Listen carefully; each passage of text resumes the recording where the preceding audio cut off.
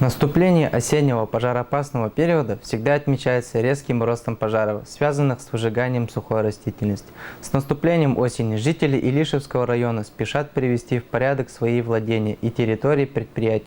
При этом, забыв о требованиях пожарной безопасности, сжигают бытовой мусор и сухую растительность, не задумываясь о том, что могут причинить вред не только своему имуществу, но и имуществу третьих лиц, а также рискуют получить травмы и потерять жизнь. В соответствии с правилами противопожарного режима в Российской Федерации необходимо обеспечивать своевременную очистку территорий от горючих отходов, мусора, опавших листьев и сухой травы. Не допускается сжигать отходы в местах, находящихся на расстоянии менее 50 метров от зданий и сооружений. На период устойчивой сухой, жаркой и ветреной погоды, а также при введении особого противопожарного режима на территориях поселений вводится запрет на разведение костров, проведение пожароопасных работ на определенных участках, на топку печей, кухонных очагов и котельных установок. Как показывает практика, в ряде случаев пожары обусловлены ненадлежащим содержанием территорий объектов. Осенью не все сельхозпредприятия измельчают солому на полях. Запахивание или вывоз ее с полей требует дополнительных затрат. Отдельные руководители, несмотря на запрет, санкционируют проведение сельхозпалов. Ведь дешевле всего сжечь мусор.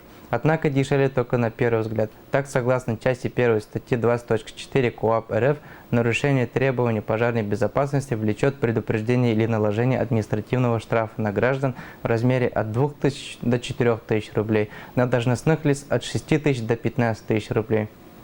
Многие жители в выходные дни выезжают на рыбалку и на отдых. Часто такой досуг сопровождается разведением костров, а это может послужить причиной природных пожаров. Их тушение – огромный труд многих людей и существенные материальные затраты. Напоминая об ответственности за нарушение требований пожарной безопасности. Особую тревогу вызывают случаи, когда виновниками, а иногда и жертвами пожара становятся дети. С наступлением осени дети большую часть времени проводят на улице, пользуясь отсутствием должного внимания со стороны родителей. Нередко с друзьями жгут костры, и все это вполне может обернуться крупным пожаром.